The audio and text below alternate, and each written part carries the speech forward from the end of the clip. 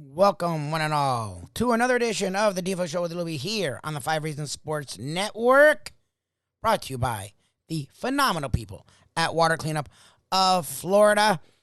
It's funny, we're getting into that time where it's really hot outside, and bugs pop up, and mold pops up, and God willing, maybe not fire, but you can have some water stuff or schmutz, like we like to say with Water Cleanup of Florida, around your home.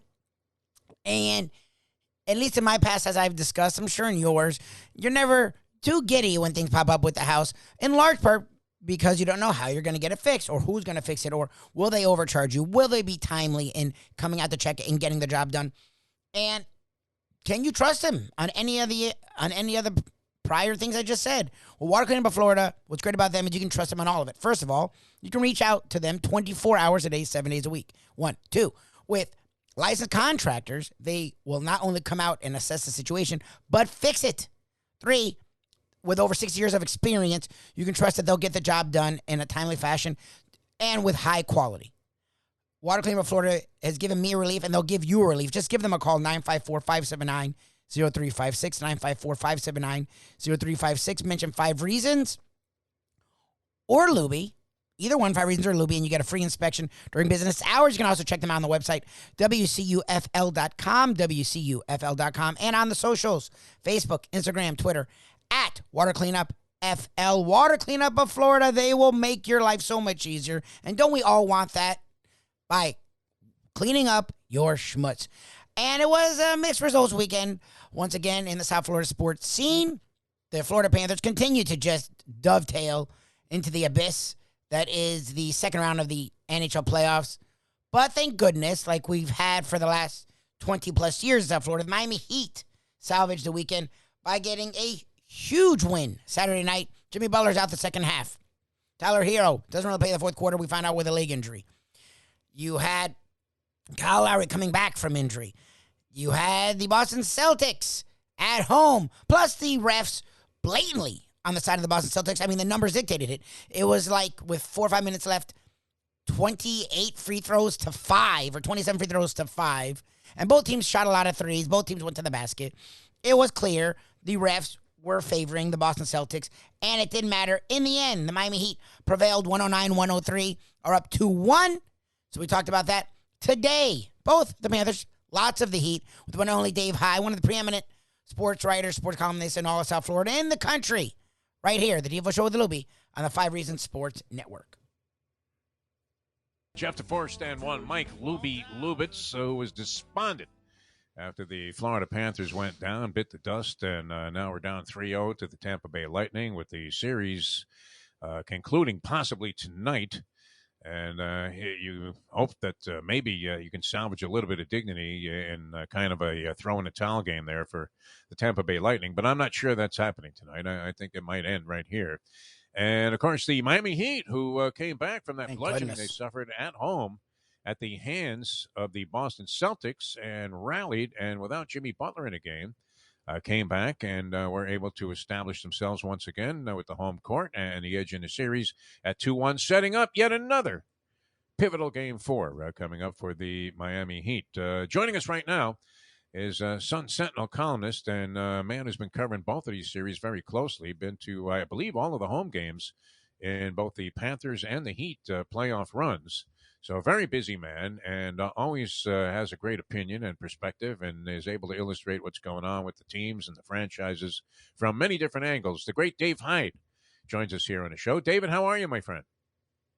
I'm doing well, Defo, although just to correct you, I have not attended all the home games because they played at the same time. Oh, yeah, the you last can couple attend games. So it'd be very difficult to have been at them all. But magic. I was thinking of but I have previous watched series. them all. Yes. Yeah, it's a strange coincidence that that happened. I don't know. A lot of people were making a big deal out of it. Is it something that came about out of lack of overall respect for one of the two teams? Obviously, the Heat with Pat Riley are, somewhat of a marquee team, although you would have thought that Adam Silver told the officials to make sure Boston was in the finals the way that last game was officiated. What do you think? Should there be some screaming and a viable reason to fetch about the fact that the schedule came out and both of these teams are playing pretty much on the same night all through the playoff series in this particular round. Well, we know the reason is always the reason in sports anymore, and it's television. Yeah. The NBA was set up that, okay, ESPN is going to cover the Eastern Conference Finals and on this, and here's the schedule. So the NHL, a year ago they were on, what was that, NBC Sports off on way off the stage of C-SPAN. So now they got TNT. Yeah, right. So now NHL has TNT and ESPN, and Batman can't go to them and say, hey, we don't want this game on. He can, but they're going to do whatever they want best. And the Rangers were the pick that what ESPN wanted on, and so the Panthers got shuffled off to. And the good news front, maybe the Panthers are happy they're sharing the night right now with the Heat. Not everybody's going to watch them anymore. So this is a bad series for them. The way they're playing. Such ugliness, as we like to say, and all of a sudden, what was the most potent offense in the NHL in a year of extremely high goal totals all the way around the league, it was ratcheted up like gas prices, the scoring in the NHL. The Panthers have fallen literally, as flat as we'd like to say as a Parisian runway model, and they're averaging 1 goal a game for the 3 games against the Lightning. What do you see? Is it possible that the Lightning weren't totally engaged all throughout the regular season, finished slightly behind the Panthers, but qualified high enough for the playoffs to satisfy themselves, and then after this dogfight, now they've really turned it on? Or is it a case, Dave, in your opinion, where the Panthers literally have done a Jerry Lewis-like pratfall at precisely the wrong time as they were trying to establish that they really had finally found themselves? Yeah, I think it's both. I think the Lightning, they're going for a 3rd straight Stanley Cup title, and so losing a series to them isn't, it's understandable when they're that good. They're at the same time, the Panthers aren't by their own admission, they're not playing hard. They're not playing hard enough, and they're being outworked and outclassed by Tampa Bay, and their coach gets on after every game and say, well, we got outworked, or we were nervous, or something. And to be honest, it isn't just this series. Their offense, they scored 1 goal 3 times during the regular season. They were held to 1 goal. They were never shut out. In 82 games, they scored 1 goal 3 times, and they've scored 1 goal all 3 games this series against Tampa Bay, and they scored 1 goal twice against Washington. So it's not their offense hasn't been clicking all playoffs. Dave, when it comes to other sports, a lot of the times we go to coach blaming, and I'm comfortable with that because I've played the sports. I've coached a lot of sports, so I know how relevant a coach is or not when it comes to sports. Hockey, I don't know, so I try not to go to the coach blaming, but to me, if you're going to have a coach there, they must have some value. I understand they had a great regular season. I understand Brunette came in with a lot of turmoil and righted the ship, and they did win the first series. But if you then go turn around and play your rival, who you played really competitive last year, you're better this year, they're supposedly worse, and you're playing a horrendous series, and your strength is offense, and your offense is abysmal, and then the coach has nothing to say for it, to me, at some point, you can start blaming the coach, even if he is a finalist for Coach of the Year. And there's a guy like Barry Trotz who has literally come to teams like this and taken them over the hump to win a title or more. Like, at some point, where do you see this falling on Brunette, who does seem sort of lost when you're watching the games and after the games? Well, that's the question that lands on the desk of Bill Zito, the general manager. It's how do you measure this what Brunette took over? Yeah. It was calamity when Joel Quenneville was forced to resign. In October, Brunette's been an interim coach all season. And they had their best regular season, the best regular season in hockey. Their franchise's best regular season. It was a show what they put on, scoring more goals than any team in 35 years, 36 years in the NHL. So how do you measure that? And getting their first playoff series win since 1996. How do you weigh that with what's happening in Tampa Bay? And I'm not calling for his job. He's won a lot, more than any Panthers coach has in their franchise history this season. But they've fallen flat. And the question really is, can the style they played in the regular season, that wide open, high scoring style, can it win in the playoffs? And that's what the hockey world is debated during the regular season. It's what they're debating now. And Barry Trotz is known for his defensive system. He's right behind Quenneville at number 3 on the all-time coaches wins list. He's won a Stanley Cup. So those are the options Bill Zito's got. And it's going to be an interesting thing. Is I like Brunette. I like the way he frames. He's very honest in his answers. There's no sugarcoating in his press conferences. There's now how he is behind the scenes, and an inner hockey strategy. You talk about they need more bodies in front of the net. They aren't playing low enough on their power play. I mean, there's all these. Like in any sport, there's a million theories of what's gone wrong. To me, strategy only gets you so far. I mean, at some point, you just have to outplay talented teams. Yeah. And the Panther Stars aren't outplaying the Tampa Bay Stars. Is that coaching, or is it, for instance, to throw out a name, where's Alexander Barkov this series? Where's he really been most of the playoffs? Wherever they are, right? And you get that. Well, you bring that up, and you get the Bam Adenbayo answer whenever he has a bad game. Well, he does more than you guys see, and he's more important to the team. Okay, but sometimes while the intangibles matter, sometimes the tangibles matter too. And the Panthers need goals, and near your top 2 goal scorers, go get some. Brunette's answers, I mean, he looks different. He doesn't look, like he was one of the extras in The Night of the Living Dead. But some of his answers are very, it's like Joe Philbin on skates. That's my Seems problem. like, when he just says, oh, well, we got outworked, we got outplayed, we're going to come back and take amends. But could be. I don't see that at all. I don't see that at all. Joe Philbin was milquetoast. Brunette is he's giving you, during the Washington series, he said, look, we came out nervous. You never hear a coach just talk like that. We came out nervous in a big game. We were too anxious. You don't hear him say basically what he said was, we aren't playing hard enough. We just aren't.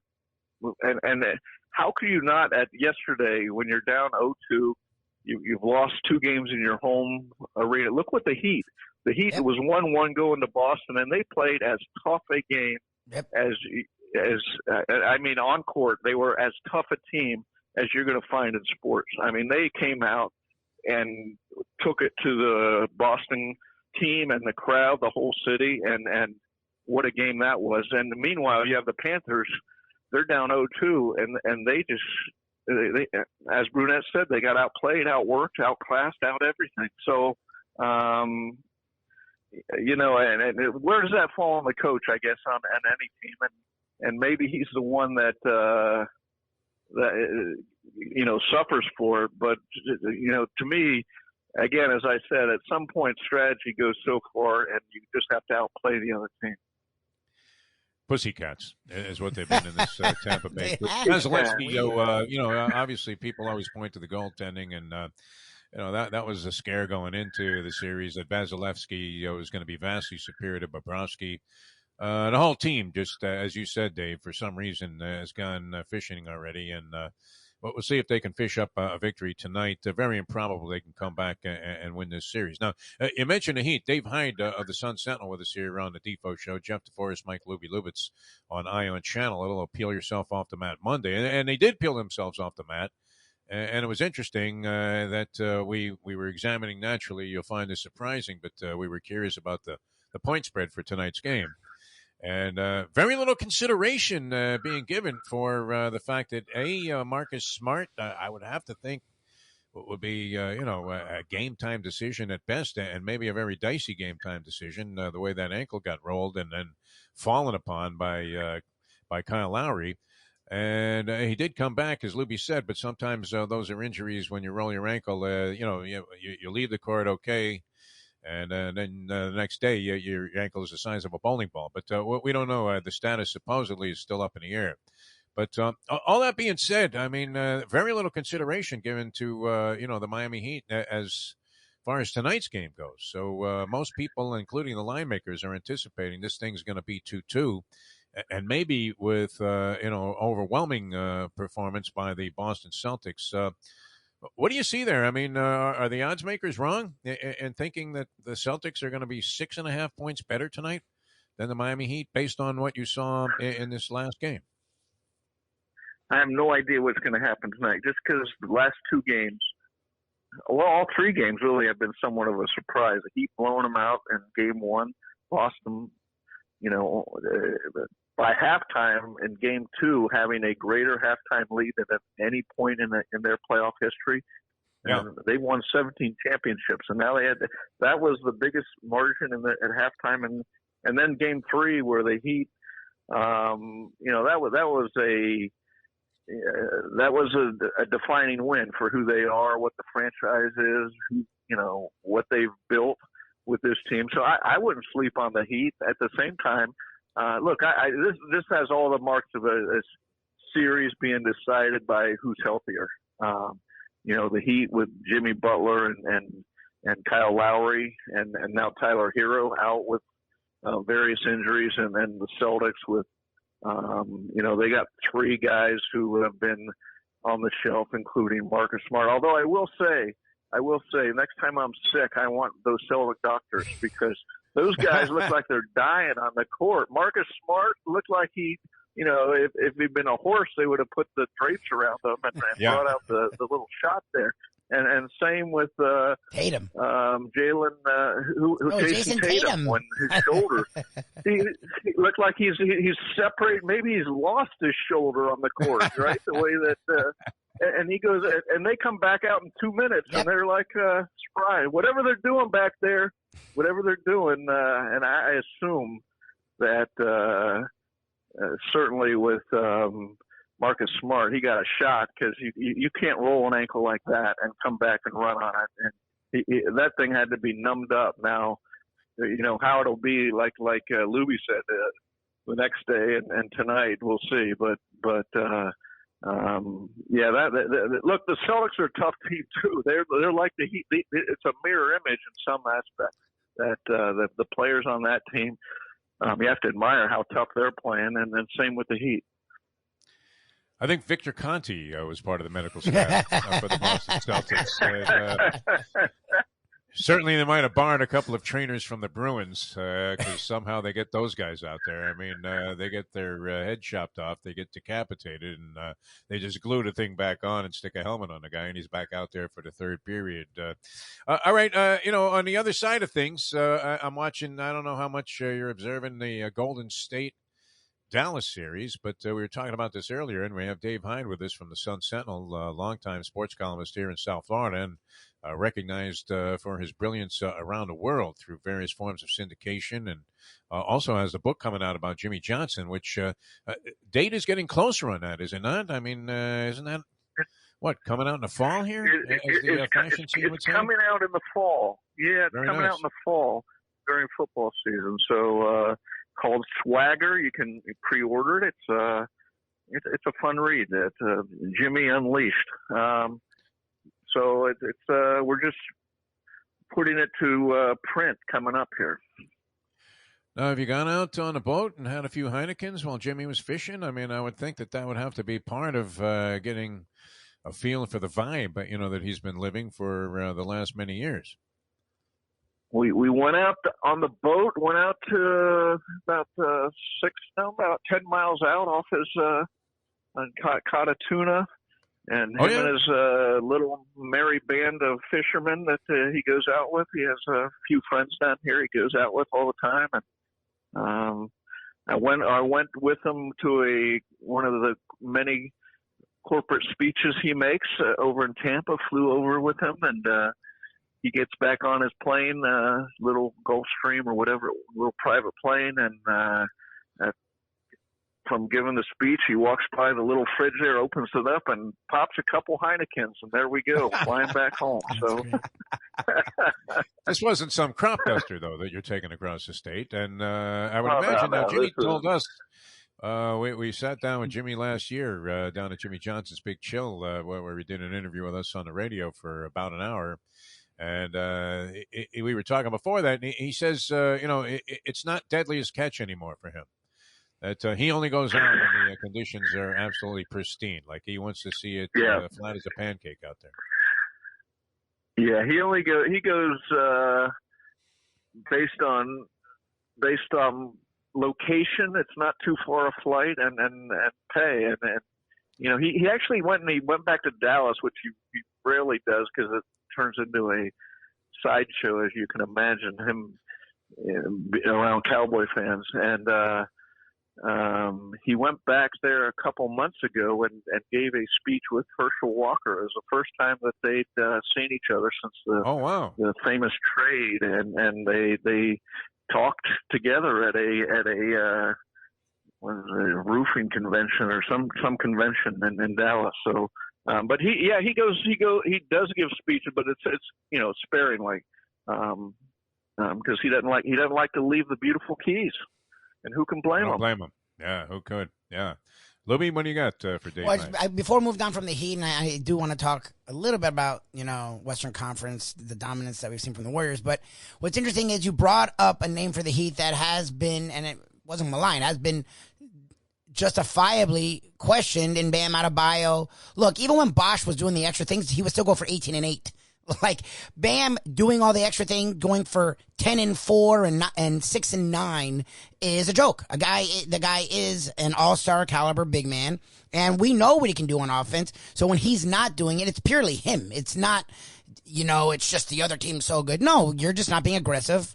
And then we saw it Saturday. We saw the Bam that we know he can be, and he was a force on both ends of the floor. And he really is the one that stemmed the tide outside of Victor Oladipo's defense when Jimmy Butler got hurt. And I was at home applauding him, and it was really great to see. And I'm just wondering if that's the guy that we continue to see the rest of the series now that we know he knows he can do it. He said those exact same things, that he let his team down.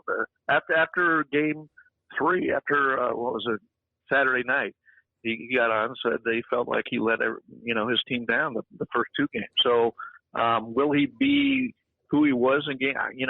We've seen 2 games where he hasn't been in one game where he's been great, and one game that's more in character with what he's been for the Heat, and so your guess is as good as mine. Did he solve something, and the Heat solve something about the Celtic defense, or is it just a matter of being assertive and aggressive like he was from the start? I mean, he's the one who built their lead and the early lead and defined, okay, here's how the game's going to be played. And that's Adenbayo that, they need. Him running point guard and defending 1 through 5 players on the other team is great. I mean, that's a talent few players in the league have, but they need his points, especially, if Butler isn't 100%, they're going to need Adenbayo as a force. Dave Hyde with us here on the Defo Show. We started to say before we were talking a little bit about the book there coming out with Jimmy Johnson, and I was asking if you'd seen much of Golden State in their playoff run so far, and then, of course, in this series against the Dallas Mavericks, where no matter what the Mavericks throw at them with Luka Doncic, they seem to have more than the ability to fire back with even more. and have dominated the series so far to the tune of 3-0. We were talking all season, though, about how great the Eastern Conference was, and now it seems like, I mean, just if you were looking at the way the circumstances are shaken out, you would have to favor, slightly at least, Golden State over Miami or Boston, the way they're performing and having home court advantage. So what do you think? I mean, is Golden State ultimately going to be the champion from what you've seen, or do you think this is going to be a highly competitive series either way with Miami or Boston going against the Warriors? I think it'll be a great series because you put Boston's or the Heat's defense and tenacity on Golden State's offense, and that's going to be a great matchup. Either one, whichever team goes out there, and you look at Dallas, they don't play defense, they don't play hard across the board like the Heat and Boston do, and physical. By Game 7, we're going to have more injured players on both teams. As hard as they play, the Heat and the Celtics are playing. So again, it'll be who's healthier this series and who's healthy going into Golden State. But I think it'll be a great series. Whoever comes out of the East playing Golden State. All right, should be a lot of fun. Hopefully, sir. It won't be doomsday today for the Florida Panthers. I'd like to at least see them salvage a little dignity and put up a fight in this series against the Tampa Bay Lightning. But that appears to be somewhat of an unlikely possibility. And Mayo is ready, for a cyanide cap, Dave, because he sarcastically predicted a sweep. He did lose. Yeah. He said the Lightning were going to sweep, and we said, yeah, you know what?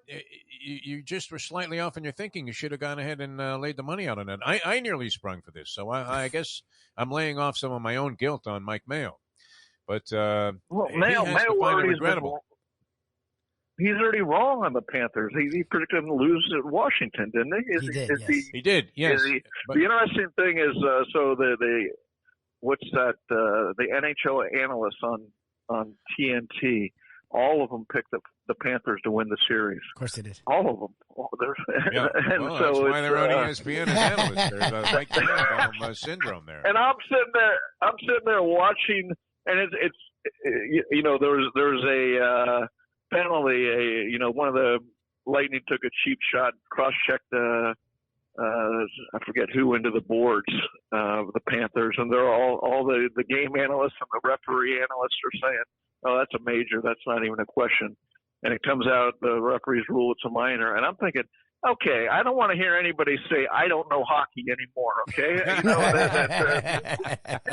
experts, they're getting it wrong. All of them are getting it wrong. So I guess it's just too hard a sport to analyze. But I do.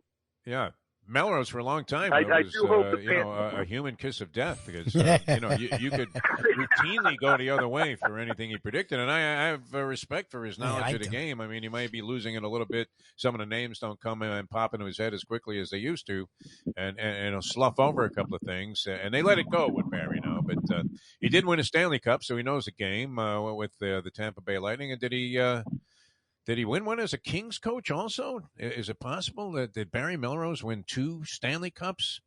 I know he won the one. Anyway, I've had great respect for him, but whatever he picked, you could go the opposite way. Whether it was an individual game or a series in the postseason, he was always dead wrong, and that seems to be the way that it goes when it comes to hockey. And yet they want to disparage you, Dave Hyde, for not knowing what you're talking about. Oh yeah, you make one little mistake and you don't understand. The handful of hardcore Panther fans are all over you. So God bless them. I was hoping the Panthers would get a bandwagon effect this postseason, and they got a little bit of it with one series win, but they've gone downhill. I just hope they play more in character with who they are tonight, and you get to see, okay, even if they're not going to win the series, they go out with some dignity and some measure of, okay, this is the team we saw all year. Oh, they need a Newt Rockney speech. What are you talking about? I mean, let's go out there and win one for the Gipper. Please. For God's sake. I mean, something has to give here. Have a little bit of pride. All right, Dave, always a pleasure. We take a lot of pride in having you on the show because you're so great at what you do.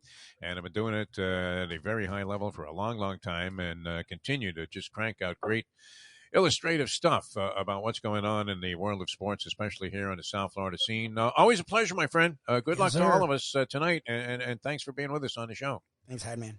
All right, Defo. See you later, Lubie. Thanks for having me. You will. Dave Hyde, ladies and gentlemen. The Panthers, like they've done for most of the last 2+ decades, have let us down so far in their second round, now down 0-3 to the Tampa Bay Lightning. Should have won Game 2, or at least gotten to overtime in Game 2, lost in the last 4 seconds. Game 3 was a bludgeoning, got down 1-0, tied it up 1-1 in the first period, and then allowed 4 goals, losing 5-1. Vasilevsky has been dominant. Bobrovsky's been the defense has been the offense has been totally putrid. The best offense in the last 25+ years in the NHL has not been that in the playoffs, and it's definitely not been that, with 3 goals total, 1 goal each game versus the Lightning. The Panthers are trying to at least get a game, not get swept. Tonight, the Miami Heat tonight tried to extend their series lead to 3-1 out there in Boston. We'll see just how bad the refs are. We'll see what happens with Butler, Herro, Lowry, Tucker. All have had injury issues. It seems like all are questionable and will play. Boston, Tatum, Smart, Robert Williams, all had their own injury issues. We'll see who suits up tonight. We'll see who gets a W on the ice and W on the hard court, on the hardwood for both the Heat and the Panthers. Thank you again to Dave Hyde for joining us. Thank you for listening. If you want to check us out each and every day, you can not only do it here, you can do it in the mornings, 7 to 9. Just Google The Defo Show, DEFO. Check us out each and every day on our national podcast. We talked a lot of NBA today with AP NBA writer, reporter Brian Mahoney on Believe.com, the Believe Network. Search After Hours, Believe.com, BLEAV.com. Search After Hours.